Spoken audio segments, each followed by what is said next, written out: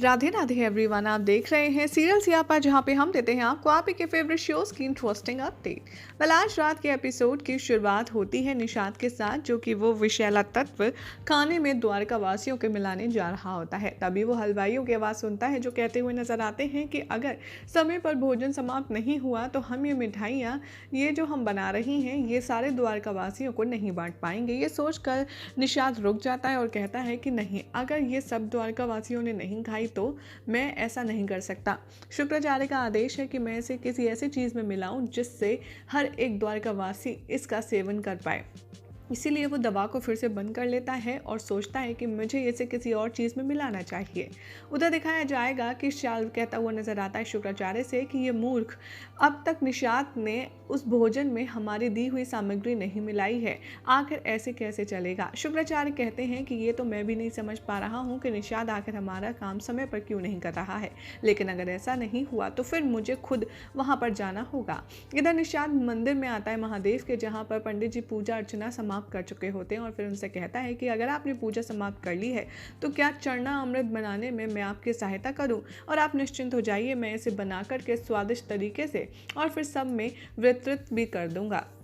पंडित जी कहते हैं ठीक है युवराज, जैसा आपको ठीक लगे आप बना लीजिए। और यहाँ पर निषाद सोचता है कि मैं इस चरणामृत को इतना ज़्यादा स्वादिष्ट बनाऊंगा और ये सुनिश्चित करूंगा कि प्रत्येक द्वारकावासी इसका पान करे और फिर सारा खेल शुरू हो जाए। इधर रोमहर्षण जो होता है वो यज्ञ कर रहा होता है और ऐसे दिखाता है कि जैसे वो कितना विशाल और गंभीर रूप से यज्ञ में लीन है। यहाँ पर श्री कृष्ण उसे देख रहे होते हैं और उसके पश्चात कहते हैं कि श्री कृष्ण, हमने यज्ञ शुरू कर दिया है, अब आहुति देने का समय आता है। यहाँ पर श्री कृष्ण उसका ढोंग देखते जाते हैं। जैसे जैसे वो एक एक आहुति देता है वैसे वैसे द्वारका का जो वातावरण है वो खराब होता जाता है, नेगेटिविटी आती जाती है। ये देखकर राधा कहती हैं कि कृष्ण, ये सब क्या हो रहा है, यज्ञ तो पावन होता है ना, तो ऐसे ऐसे मौसम क्यों बिगड़ रहा है। कृष्ण कुछ नहीं कहते क्योंकि उन्हें पता होता है निषाद उधर क्या कर रहा होता है। निषाद वो द्रव्य दिखाता है, अपनी जेब से निकालता है और कहता है कि अब मैं द्वारका वासियों को ऐसा विष्ट और ऐसा स्वादिष्ट चना अमृत चखाऊंगा जिसके बाद वो अपना सब कुछ भूल जाएंगे और नशे में धुत हो जाएंगे। महादेव और गौरी माँ ये सब कुछ देख रही होती हैं और गौरी माँ बहुत ज़्यादा क्रोध में आ जाती हैं और कहती हैं कि बस अब बहुत हुआ, अब मुझे ही कुछ करने जाना होगा। जैसे ही वो जा रही होती हैं, महादेव उनका हाथ थाम लेते हैं और कहते हैं कि नहीं गौरी, ना तुम जाओगी और ना ही मैं जाऊंगा, ये मेरे श्री कृष्ण की लीला है, मेरे आराध्य वहाँ पर मौजूद हैं और ये तो तुम्हें भी पता है कि जहाँ मेरे आराध्य मौजूद होते हैं वहाँ पर कुछ अनर्थ नहीं हो सकता। और वैसे भी किसी के भी पाप का घड़ा तब तक नहीं फूटता जब तक उसके कर्म नहीं फलते, और मेरे आराध्य किसी को सज़ा तब तक नहीं देते जब तक कि उसके कर्म पूरे ना हो जाएं बुरे। और निषाद का पाप का घड़ा अब फूटने ही वाला है, इसलिए हमें जाने की वहाँ कोई आवश्यकता नहीं। महादेव की बातें सुनकर श्री कृष्ण वहीं मौजूद रहते हैं और राधा के पास जाते हैं और कहते हैं कि मैं आता हूँ। बलराम दाऊ कहते हैं कि तुम कहाँ जा रहे हो कान्हा, तुम तो यहाँ पर होने चाहिए क्योंकि तुम इस यज्ञ के मेन हो। बलराम दाऊ से कहते हैं श्री कृष्ण कि ये विशाल, ये बहुत ही खूबसूरत यज्ञ उपस्थित तो हो चुका है और हो भी रहा है, लेकिन यहाँ पर एक चीज़ है जो मिसिंग है, मैं बस उसे ही लेने जा रहा हूँ, जिसके बिना ये यज्ञ अधूरा है। बलराम दाऊ कहते हैं कि अच्छा वो कौन सी सामग्री है, तुम मुझे बताओ, मैं ले आता हूँ। यहाँ पर श्री कृष्ण कहते हैं कि देखिए, यहाँ पर महादेव के लिए ही यज्ञ हो रहा है, महादेव के अगर बेलपत्र यहाँ पर होते तो ये यज्ञ और भी ज़्यादा पावन हो जाता। यहाँ पर श्री कृष्ण कहते हैं इसलिए मैं वो लेकर के आता हूँ। राधा कहती हैं कि नहीं नहीं कृष्ण, बलराम दाऊ आप यहीं रुकिए, मैं लेकर के आता हूँ। यहाँ पर बलराम दाऊ कहते हैं कि नहीं कान्हा, ये यज्ञ तुम्हारे साक्षी मानकर के हो रहा है, इसलिए तुम्हारा रहना यहाँ अनिवार्य है और जहाँ कान्हा वहाँ राधा का होना तो अत्यंत आवश्यक है ही, इसीलिए मैं लेकर के आता हूँ। तुम बिल्कुल भी चिंता मत करो क्योंकि तुम तो यहाँ इस यज्ञ के यजमान हो, तुम नहीं जा सकते।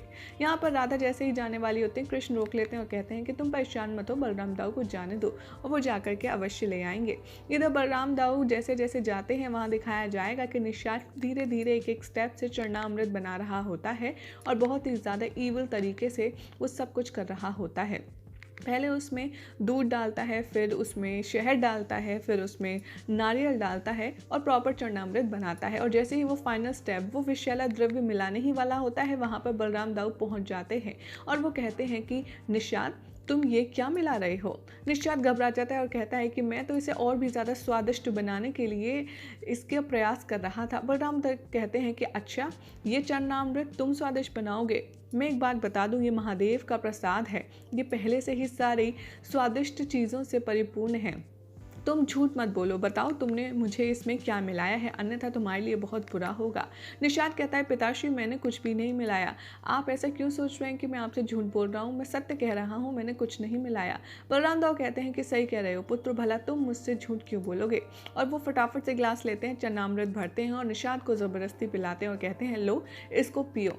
यहाँ पर निषाद कहता है नहीं पिताश्री, मैं ये कैसे पी सकता हूँ? तभी बलराम दाऊ कहते हैं कि क्यों, तुम तो स्वादिष्ट बनाकर के समस्त द्वारका वासियों को पिलाना चाहते हो ना, तो ये तुम क्यों नहीं पी सकते? जैसे ही ज़बरदस्ती निषाद थोड़ा बहुत पी लेता है, उसके बाद वो नशे में झूलने लगता है। बलराम दाऊ समझ जाते हैं कि इसमें उसने नशा मिलाया है। वो कहते हैं कि तुमने इतनी घृणित हरकत की, वो भी महादेव के प्रसाद के साथ, तुमने इसमें नशा मिलाया, अब तुम्हारी खैर नहीं, तुम बताओ तुमने ऐसा क्यों किया? और उसे पीटना शुरू कर देते हैं। पार्वती ये देखकर महादेव से कहती है आपने सत्य कहा था, बुरे कामों का फल अवश्य मिलता है और पाप कभी छुप नहीं सकते। बलराम दाऊ को अब पता चल ही गया है कि उनका पुत्र निषाद क्या कर रहा है। यहाँ पर बलराम दाऊ निषाद को पीटने लगते हैं और कहते हैं कि बताओ तुम्हारे इस घृणित कार्य में तुम्हारे साथ कौन कौन शामिल है, अन्यथा मैं तुम्हारी जान ले लूँगा। यहाँ पर रोमहर्षण यज्ञ कर रहा होता है और बीच में वो आंखें खोलकर कहता है कि बलराम दाऊ अब तक नहीं आए, हमें यज्ञ प्रारंभ करना होगा, अन्यथा जो शुभ मुहूर्त है वो बीत जाएगा। श्री कृष्ण कहते हैं कि आप थोड़ा सा रुक जाइए, क्या पता बलराम दाऊ आते ही हो। राधा कहती है कि हाँ, आप थोड़ा सा रुक जाइए, अभी तो शुभ मुहूर्त बीतने में थोड़ा विलम्ब है ना। इतने में बलराम दाऊ मुझे यकीन है आ जाएंगे। यहाँ रोमहर्षण और राधा यज्ञ को ना करने की बात करते हैं और बार बार श्री कृष्ण यज्ञ को एक बार फिर से स्टार्ट करने की बात करते हैं और इसी पर फोर्स डालते हैं और समझाने का प्रयास करते हैं। राधा कहती है कृष्ण ये तुम क्या कह रहे हो? बलराम दाऊ की वजह से ही तो ये यज्ञ हो रहा है और रोमहर्षण गुरुदेव भी यहाँ उन्हीं के लिए आए हैं। ऐसे में उनकी अनुपस्थिति में हम यज्ञ कैसे संपूर्ण कर सकते हैं? मेरा तो कहना है कि तुम थोड़ा रुक जाओ। कृष्ण कहते हैं कि मन ही मन में राधा, अगर ये यज्ञ अभी शुरू नहीं हुआ तो फिर कभी पूर्ण नहीं हो पाएगा। वो कहते हैं कि तुम नहीं चाहती कि जो यज्ञ कृष्ण को यजमान बनाकर के किया जा रहा है वो संपूर्ण हो? अगर तुम चाहती हो तो इसे अभी हो जाने दो। यहाँ पर बहुत ही ज़्यादा मिन्नतें और बहुत ही ज़्यादा बहस के बाद में फाइनली रोमहर्षण यज्ञ शुरू कर ही रहा होता है और यहाँ पर बलराम दाऊ पीट कर उसका बुरा हाल कर देते हैं निषाद का। और ये देख कर के माँ पार्वती और महादेव बहुत प्रसन्न होते हैं कि आखिरकार जो बुरा था उसका पर्दाफाश हो ही गया और अब श्री कृष्ण द्वारकावासी के आगे रोमहर्षण का सत्य भी आ जाएगा और बलराम दाऊ ने भी सब कुछ देख लिया है। राधा कहती है कृष्ण इतनी देर हो गई है, बलराम दाऊ आए क्यों नहीं है? मुझे लगता है कि हमें ये यज्ञ शुरू कर देना ही चाहिए।